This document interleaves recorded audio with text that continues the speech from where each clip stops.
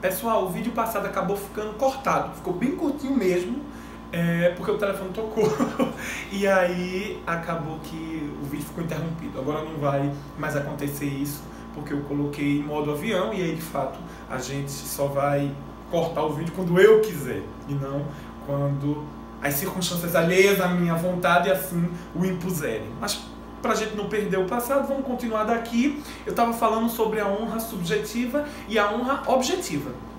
E aí, dissemos que a honra subjetiva é o bem jurídico tutelado pelo tipo penal da injúria, né? A injúria do artigo 140 ofender a dignidade e o decoro de alguém. E a honra subjetiva está ligada a esse sentimento de apreço pessoal que a pessoa tem de si mesma. Já a honra objetiva está ligada à imagem que a pessoa tem diante da sociedade, diante do corpo social. Está ligado ao apreço que os outros têm pela pessoa. E aí a honra objetiva está tutelada pela calúnia e pela difamação. Então o 138 e o 139, eles tutelam a honra objetiva. O 140, a injúria, a honra subjetiva. E aí para a injúria, basta que a ofensa chegue ao conhecimento da vítima. Basta que a ofensa seja direcionada a essa vítima, porque o que está sendo tutelado aqui é a honra subjetiva. É o sentimento de apreço pessoal que a pessoa tem por si mesma. Já na calúnia e na difamação, como bem jurídico tutelado é a honra objetiva, é necessário que essa calúnia ou que essa difamação cheguem a um terceiro, que não seja propriamente a vítima. Porque trata-se aqui da honra, da imagem da pessoa perante o corpo social. Então, o sentimento de apreço que os outros têm dessa pessoa. Percebe? Então, na injúria, basta a ofensa à vítima. Na calúnia e da difamação, é preciso que se chegue a um terceiro também. E aí, é importante nós lembrarmos aqui que, apesar de haver corrente minoritária em sentido contrário, os crimes contra a honra, a calúnia, a difamação e a injúria, elas são considerados crimes de dano. São considerados crimes de dano. É necessário o dano ou ofensa a esse bem jurídico, ao bem jurídico com honra subjetiva ou bem jurídico com honra objetiva. Contudo, não é necessário a provocação do resultado naturalístico. Nem assim, os crimes formais não são aqueles que até têm resultado, mas consumam-se independentemente da produção do resultado. Isso quer dizer que os crimes contra a honra são formais. Então, independentemente de efetivamente haver um dano, haver uma ofensa, ou a honra subjetiva ou a honra objetiva, os crimes estarão consumados com a simples ofensa a essa honra por parte da conduta do agente. Ainda que no caso da injúria, a vítima não se sinta efetivamente ofendida. Ou ainda que no caso da calúnia e da difamação, o terceiro, o corpo social, não venham efetivamente a terem a imagem de apreço abalado pela vítima que foi abalada, a imagem pela vítima que foi caluniada ou que foi difamada. Apesar de eu dizer isso aqui, na prática, a gente vai precisar que essa pessoa se sinta ofendida mesmo na injúria e mesmo não na calúnia e na difamação, porque a regra geral da ação penal, e a gente vai ver isso mais pra frente, lá no artigo 145, mas a regra geral da ação penal nos crimes contra a honra é a ação penal privada. Então precisa da vítima pôr em movimento o sistema de justiça penal. Precisa-se do oferecimento dessa ação penal privada, né? A regra geral. Lógico, tem exceções, mas via de regra é necessário que a vítima ofereça a ação penal. Então, muito embora não seja necessário que o resultado naturalístico, ofensa efetiva à honra, se configure, vai ser na prática necessário que a vítima efetivamente se sinta ofendida para que ofereça essa ação penal. E aí, só para a gente ter uma visão panorâmica desses crimes, na calúnia, no artigo 138, a gente tem que ocorre a imputação falsa de um fato definido como crime. Caluniar alguém, imputando-lhe falsamente fato definido como crime. Pena, detenção de 6 meses a 2 anos e multa. Então, o agente que calunia alguém, ele está atribuindo a esse alguém, está atribuindo a essa vítima, essa pessoa caluniada, um fato definido como crime. Fato este que o agente caluniador sabe que a vítima não cometeu. Percebem? Pena de detenção de 6 meses a 2 anos. Difamação, difamar alguém imputando-lhe fato ofensivo à sua reputação. Pena, detenção de 3 meses a 1 ano e multa. Percebam que a difamação é mais larga que a calúnia. A calúnia é muito exigente, tem a pena maior também. A calúnia exige a imputação de um fato, é fato. Mas a imputação de um fato definido como crime que o agente caluniador sabe que a vítima não cometeu. Se o fato não é definido como crime, é só um fato indecoroso, é só um fato ofensivo, a gente já não está mais na calúnia, está na difamação. Ou se o fato é só indecoroso, não é definido como crime, ou se não se trata aqui de um fato falso, né? Então percebam que a difamação aqui vai ser mais larga. Quando não couber na calúnia, vai caber na difamação. Agora, o que as duas exigem é fato. Você tem que atribuir um fato. E esse fato tem que chegar ao conhecimento de outra pessoa que não seja a própria vítima. Já que o bem jurídico tutelado aqui é a honra objetiva. Daí porque a necessidade de fatos atribuídos e daí porque a necessidade desses fatos ou definido como crime falsamente atribuído, ou apenas o fato ofensivo, chegar ao conhecimento de terceiro. Já que aqui é a imagem no corpo social, é o apreço que as pessoas têm pelo ofendido. Na injúria, por sua vez, a gente não tem fato. Injúria é injuriar alguém ofendendo-lhe a dignidade ou decoro. Detenção de 1 a 6 meses ou multa. Então, na injúria não precisam de fatos. Basta uma qualidade negativa. É o xingamento. Por isso que o crime de injúria, na prática, ele acontece muito. Porque é um xingamento. É um atributo, uma qualidade negativa, ofensiva.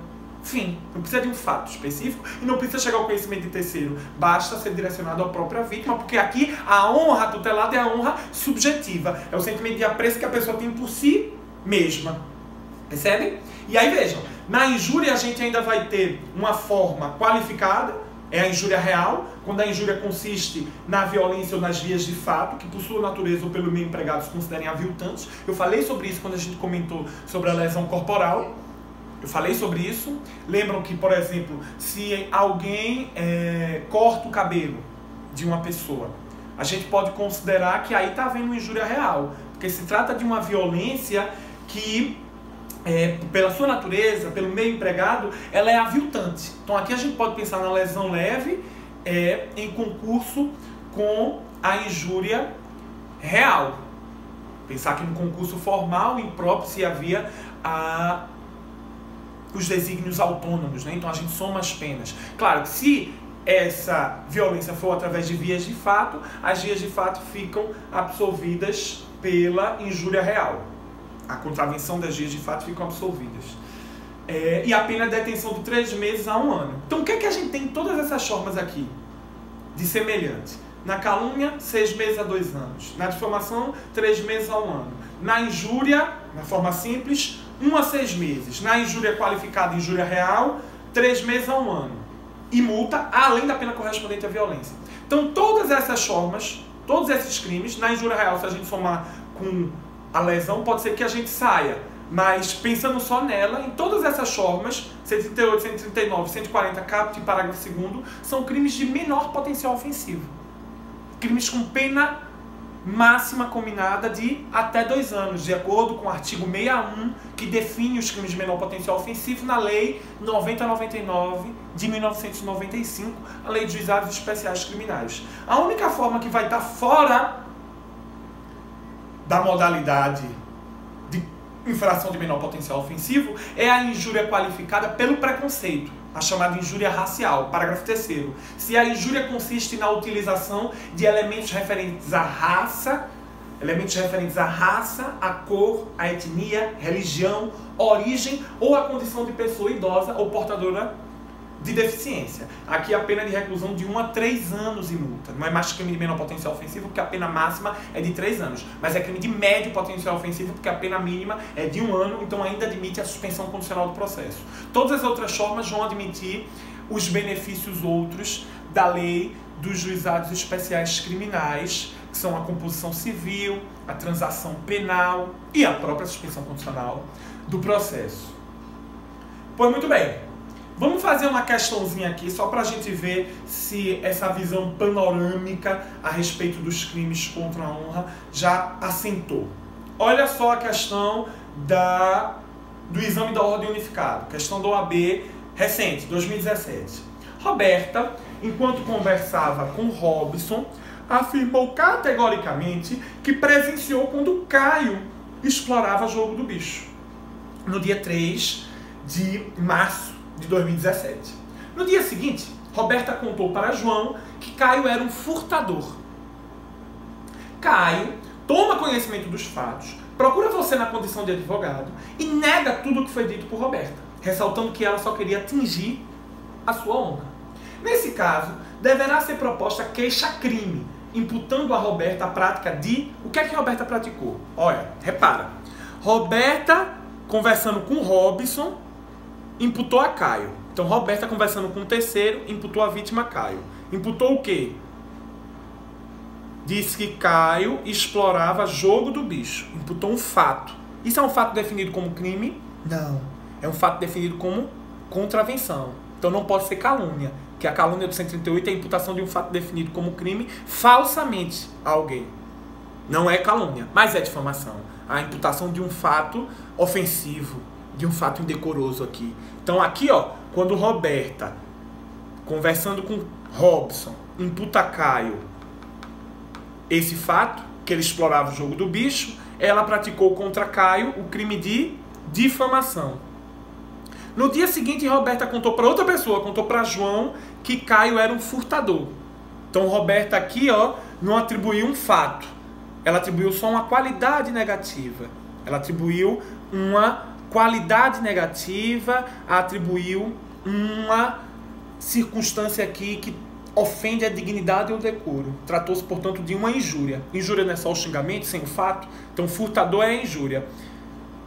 Caio tomou conhecimento das duas coisas e quer oferecer a ação penal. Então, ele vai oferecer a ação penal privada, a queixa-crime, contra a Roberta. Caio vai oferecer contra a Roberta por difamação, que foi a primeira conduta, quando ela fala com Robson, atribuindo o fato de exploração do jogo do bicho, e injúria, que é o xingamento que ela diz para João a respeito de Caio, e que chega ao conhecimento de Caio. Então a resposta, ó, crime de difamação, um crime de difamação na primeira conduta e um crime de injúria na segunda. A resposta é a letra B de bola. Não pode ser calúnia, porque o fato não é definido como crime, então nem pode ser a letra A e nem pode ser a letra C. E a letra D também não, porque tem calúnia de novo. Tá vendo? Então bastava que você saber sobre a calúnia bem direitinho, que você ia ver que todas as outras alternativas A, C e D estavam fora de propósito. A única que cabe é a letra B de bola. Um crime de difamação e um crime de injúria. Vamos seguir adiante? Seguindo adiante. Sobre o concurso de crimes. Quando você pratica os delitos contra a honra em contextos fatos autônomos, tranquilo, se falar sobre concurso de crimes. Não há mais ponderações a se fazer, observações a se fazer. A dificuldade vai surgir para a gente quando os crimes contra a honra são praticados no mesmo contexto fático. É muito comum que toda ação penal privada em crimes contra a honra seja logo pelos três: calúnia, difamação e injúria. Mas nem sempre os três estão lá configurados, e se eles estiverem configurados, a gente tem uma controvérsia que é doutrinária e é jurisprudencial a respeito de como proceder. Por quê? Para uma corrente, quando você tem os três crimes, a calúnia, a difamação e a injúria no mesmo contexto fático, a gente vai ter a continuidade delitiva.